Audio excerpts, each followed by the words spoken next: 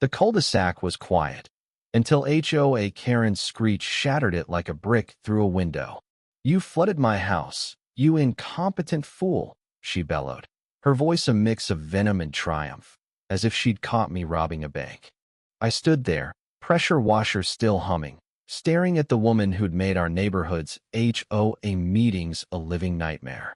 HOA Karen, all 300 pounds of her, loomed in her soggy front yard, arms flailing like a windmill in a hurricane.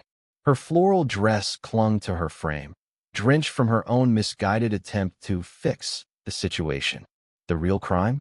She'd been gunning for me ever since I painted my mailbox blue, defying her precious HOA color code. This wasn't about a flooded house. This was personal. HOA, self-appointed queen of the Whispering Pines Homeowners Association, had a vendetta.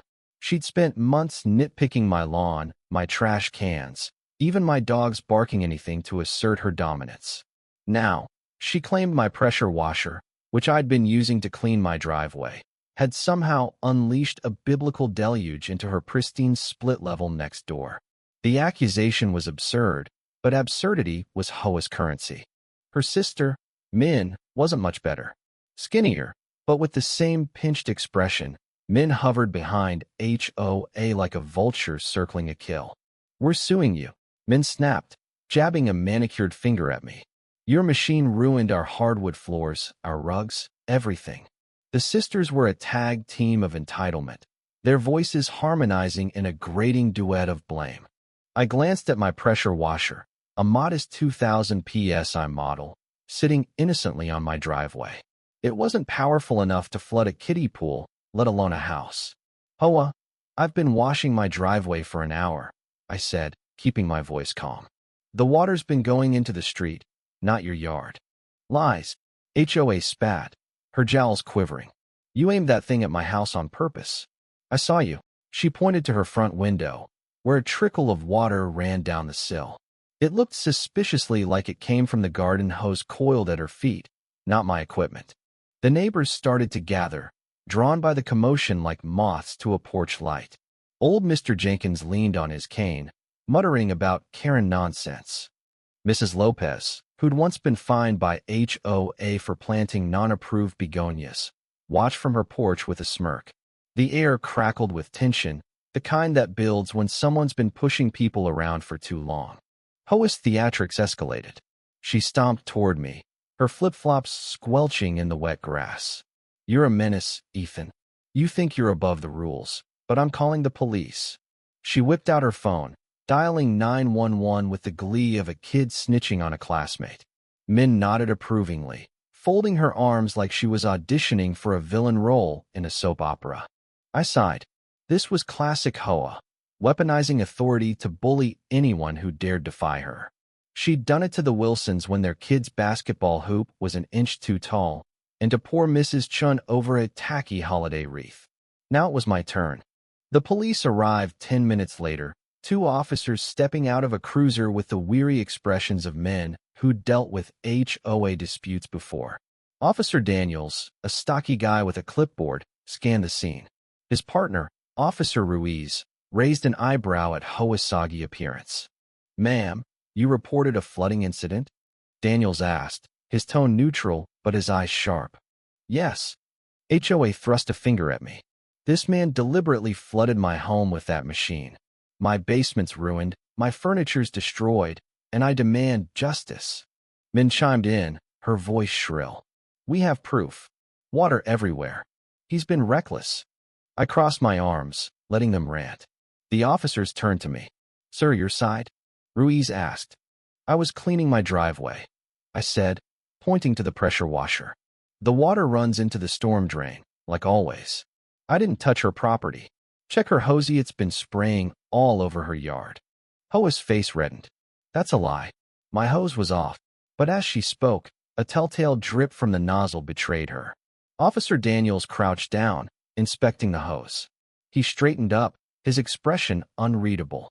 "Let's see the damage," he said, motioning toward HOA's house. She hesitated, her bravado flickering, but led the way. Min trailed behind, muttering about lawsuits. The neighbors followed at a distance, whispering among themselves.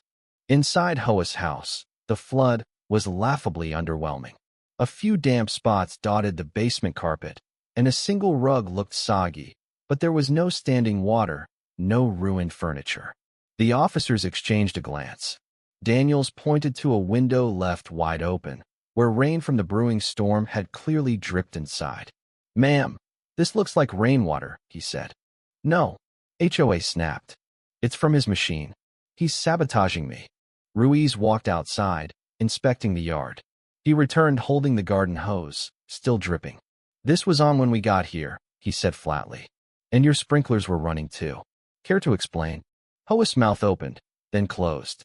Men tried to jump in. "That's irrelevant. He's the problem." But the officers weren't buying it. Daniels scribbled something on his clipboard. "Ma'am, filing a false police report is a serious offense," he said, his voice low. The neighbors gasped. Mrs. Lopez stifled a laugh. HOA's face went from red to purple, her entitlement crumbling under the weight of her own lies. "False?" she sputtered. "I'm the victim here." But the evidence was clear. The pressure washer's range couldn't have reached her house, and the open window, active sprinklers, and dripping hose painted a different story.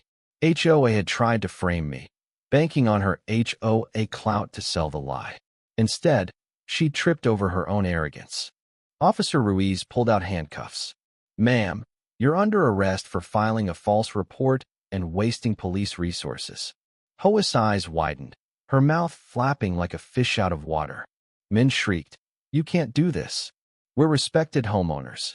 "Tell it to the judge," Daniels said, guiding HOA to the cruiser. She wailed, her flip-flops slipping as she stumbled, her floral dress a soggy testament to her downfall. Men followed, still yelling about lawsuits, but the neighbors were already dispersing, some shaking their heads, others grinning. As the cruiser pulled away, I felt a strange mix of relief and pity. HOA had spent years terrorizing Whispering Pines, her ego inflating with every fine she issued, every neighbor she intimidated. But this time, she'd gone too far, and the truth had caught up with her. The next HOA meeting was a revelation. With HOA facing charges and Min too embarrassed to show her face, the board elected Mrs. Lopez as interim president. She promptly repealed the mailbox color rule, earning a round of applause. My blue mailbox stayed, a quiet victory. But the real lesson wasn't about winning. It was about how people like HOA who thrive on control and contempt eventually build their own traps. Her lies had been her undoing, a reminder that karma doesn't need a pressure washer to hit its mark. The end.